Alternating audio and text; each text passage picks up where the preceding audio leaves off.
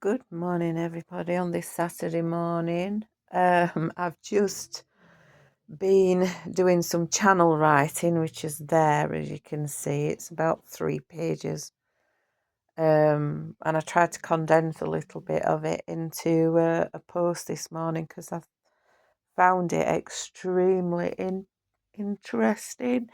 I'm feeling a little bit tired today, I think, because yesterday was a very long day. And the first full day of me back at work, it took a bit of energy out of me, I guess. Probably didn't help that I was in bed late because that wasn't my new regime. But anyway, I'm here now with today's reading. And today's reading is completely different to the normal card ones, I decided. And I was guided. I've been guided to pick them up for a few days because I haven't used them in a while. And that was to read the charms. Excuse me if I start having a cough. I've woke up with a bit of a tickle this morning. But yeah, so we've got 1, 2, and 3. And you'll notice the 2 and 3 are actually the same, which is really strange that they've come out. So that's telling us that there is emphasis in the messages from these particular 2. But this is the one that I want to focus on first. You can see this lovely little tortoise. And the first words that come in are, slow and steady catches the worm. I don't know why I had to say it like that, but that is what has just been given to me. In other words, if you run to your goal at 100 miles an hour, you're missing the most important parts of the journey. Because when you reach the end goal, there will always be something else to take its place to strive for. That's the act of human nature. That's what human nature is all about. There will always be another thing to complete, to experience, to navigate, or whatever. When this charm comes out, it's asking you to just take your eye off the prize, so to speak, because when you offer your desire to universe, it's already heard, it's picked up.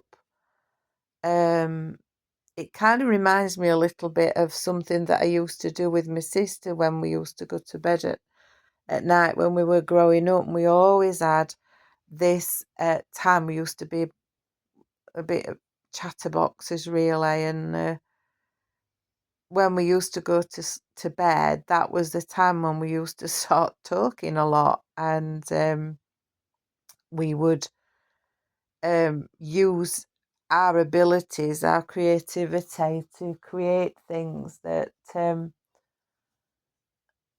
it's kind of like using the law of attraction, but when you're talking about 7, 8 years old, you didn't really know that's what you were doing. And one of the things that we used to do is just imagine that we used to have one of those sock hangers, that used to hang on your washing line with the pegs on to hang individual socks on. But we could see that in ethers. I don't know if my sister remembers this or it's me that remembers it more vividly. But on each of the hangers was different chocolates. So there'd be a Mars bar, a Marathon as it was in that day, a Twix, a Bounty, Smarties, whatever it was that we liked. And when we used to get in bed, before we used to go to sleep, we used to decide what we were going to eat that particular night. So I would go, tonight I'm having a Mars bar, and then I would unclip the Mars bar, and I would peel back the wrapper and I would eat it, and I would savour every detail of it. Little did I know that I was actually a master manifester then, that I was using that ability to manifest. But the reason why I'm telling you this, connected with that particular charm, is that when we take more time to walk the path of our hopes, dreams, and wishes, we give ourselves the opportunity to savor every moment and every experience. Every end result has many moments that occur to get us to that place of the end result. So it's never ever about the end result, it's always about the journey. And because we're in this season of the new moon, the black moon, which apparently is in Virgo, I think it is, and it's a very, very strong manifesting time that we're in.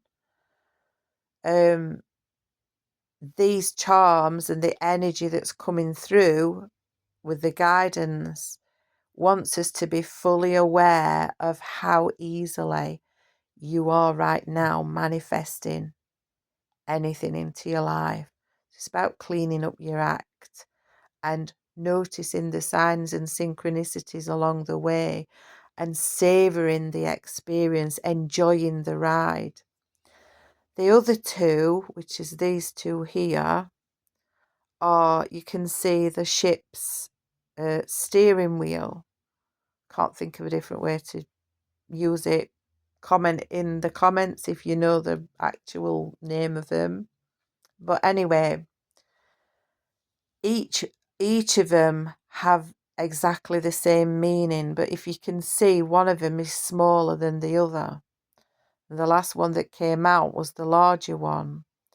So this is trying to get your attention to remember that you're the one that is always in control. You're the one that steers your ship. You're the one with your own navigation system, your guidance system, your innate, your higher self. To truly listen is the art of learning how to manifest your true calling, your true path. And this morning, sorry, not this morning, but last night before I went to bed, the last time I looked at the clock, it said 11:11. And 11:11 is one of the most powerful numerology numbers that exist. It is the direct connection to all that is. And it's showing you that you are in alignment. So these two particular charms, the last two particular charms, are then telling you that it's time for you to acknowledge and recognize that there's only you guiding yourself, no matter what is going off in the outside world, no matter what is told to you, no matter what you're reading, no matter what you're hearing. You are the one that steers the ship. You're the one that decides what you accept and what you don't accept.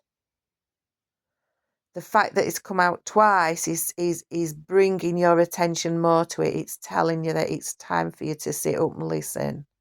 Because this one here